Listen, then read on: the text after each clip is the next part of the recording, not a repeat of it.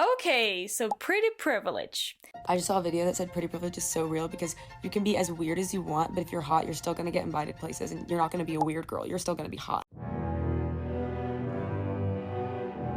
Pretty privilege is such a real thing. Why? Because pretty girls do not have to spend that much money on clothing or accessories. Why, you might ask? Because the face is the outfit. When you're pretty, no one's looking at your fucking outfit. Let's be so fucking for real. They're looking at your face. Because you're pretty. Pretty privilege is so intriguing to me because as long as you're attractive, basically any of your bad traits can be seen as a good thing. So weird though, you can be as weird as you want. It's completely overlooked. You're just hot. Like, how did that happen? It's everywhere in TikTok right now, and honestly, it's not just some random trend. It's a real social thing that affects tons of people every single day. We'd like to think today that it's all about personality, talent, or what you create, right? But nope, when it comes to social media, how you look still holds massive power. So today I want to dive into what pretty privilege actually means, how it plays out on TikTok, and why it's kind of harmful, not just for people who don't fit into these narrow beauty standards, but even for those who do.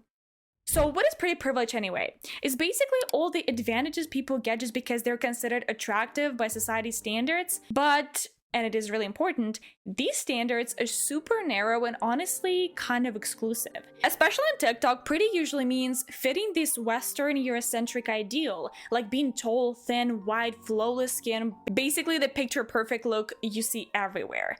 And the crazy thing? People who fit that mold get treated way better. They get more likes, more followers, better job opportunities, sometimes even freebies, all because of their appearance. Meanwhile, people who don't fit that mold might be ignored or even face outright discrimination. And it's unfair, but unfortunately that's real. You've probably seen pretty privilege blowing up on TikTok. It's actually got over 150 million views. That's insane. It's out there in the open with creators sharing their real experiences. Like Madeline Ford, a Canadian model who talks about how her looks have literally gotten her free meals, beauty products, and VIB treatment at events. But it's not all glam. Some creators have posted side-by-side videos showing how their social experiences changed dramatically after physical makeover. Suddenly they were getting kindness, attention, opportunities they never had before. And it shows just how much your appearance can shape your whole social experience. And that's kind of wild, right? And now I want you to welcome the Kalogeras Sisters. They're basically a blueprint of what a lot of people now call TikTok pretty. So their rise on social media is a perfect example of how the algorithm and audience attention often favor conventionally attractive faces, especially when they're paired with a Polish aesthetic and curated lifestyle. Each sister started making TikToks on their own, but when they teamed up, their popularity just exploded. Their videos are mostly synchronized dances, fashion showcases, beauty routines, and lifestyle vlogs. They've got this flawless skin, symmetrical faces, and trendy outfits that fit perfectly into the TikTok pretty mode, and TikTok's algorithm seems to love them for it, pushing their videos to millions of people.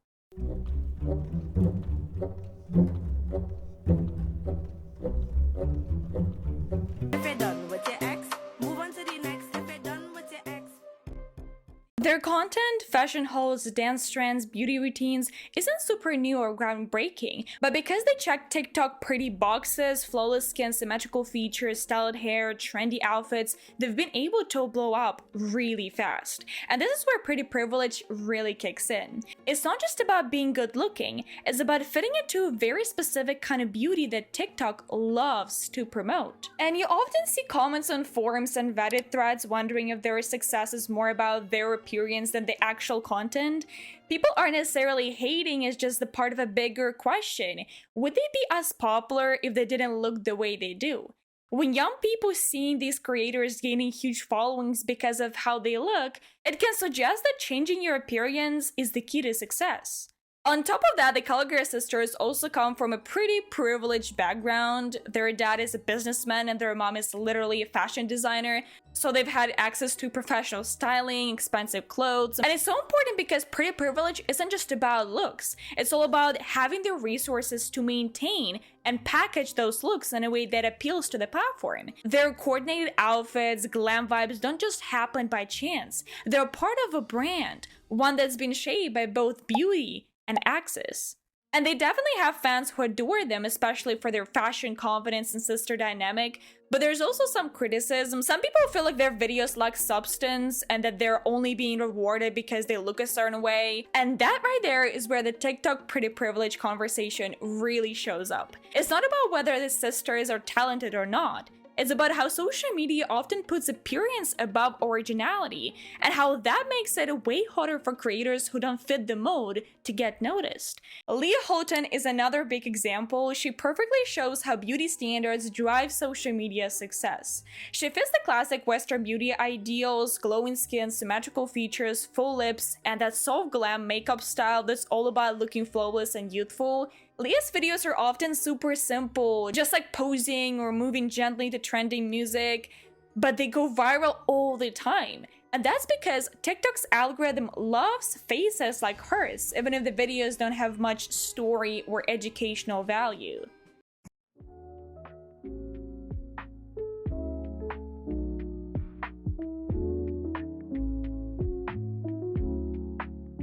And I can't believe the video got 1 billion views for that. And that right there has sparked some debates about TikTok and its crazy bias. How it favors creators who are just pretty even when they're not making the most original or meaningful content, while other creators spend hours writing sketches, making tutorials, or telling stories. Leah's videos ride almost entirely on her looks and vibe. And Leah isn't just lucky, she benefits from this so-called pretty privilege. The algorithm literally rewards her because her face grabs attention fast. And it's not just about her effort or creativity, but this bigger system bias built into digital culture. And it's so wild to think how much of success on TikTok depends on these hidden biases. There's such a big difference between TikTok pretty and normal pretty, and I'm really worried for the young girls growing up in this digital age and how that's gonna affect their self-esteem. Because I am a grown-ass woman and it still affects my self-esteem. So this is what I would call TikTok pretty. This is what I look like when I post TikTok videos, because this is what people like. This is like how videos get views when I look like this. And then this is what I actually look like. So this filter is just makeup. So if I wear makeup, this is what I look like. I don't look like the prior when I wear makeup. The prior is just a filter to make me look TikTok pretty. And I'm pretty confident with how I look in real life. But I can't get myself to post a video like this because people on TikTok don't find this, like, this isn't TikTok pretty, so it's not going to get views if I post a video looking like this. And one big issue with the rise of super polished, conventionally attractive creators like the Kalogeras Sisters or Leah Halton is that it creates a kind of bottleneck on TikTok's discovery system, because the algorithm tends to favor faces and aesthetics that fit this narrow beauty standard, and it also pushes these creators to the top over and over again. But what does that really mean for everyone else? Like, imagine for a second yourself spending hours crafting clever skits, teaching cool skills, or sharing unique stories, but still getting lost in the sea of videos because the algorithm keeps pushing those flawless faces front and center. That's not just frustrating, it's actually quite discouraging, and it can make creators feel invisible and quite undervalued. And I know that some people at this point might be asking, why this matters even? You know, it's not just unfair for individual creators, it also hurts TikTok as a platform. When the algorithm favors one kind of creator over the other, it reduces the variety of content we see. Social media should be the place where anyone can find an audience, no matter their background or appearance. Okay, now let's talk about something that comes up every single time someone speaks about pretty privilege, the gaslighting response, and honestly, it drives me crazy. Gaslighting is basically when someone tries to make you question your own reality or experiences. I decided I'm gonna start gaslighting you. You're gonna start gaslighting me? That's not what I said. You literally just said You're you're being gonna... dramatic. But in the context of pretty privilege, it usually sounds like this. You're just jealous. It's not that deep. Everyone struggles. Just work harder. Maybe you're just bitter because you're not pretty.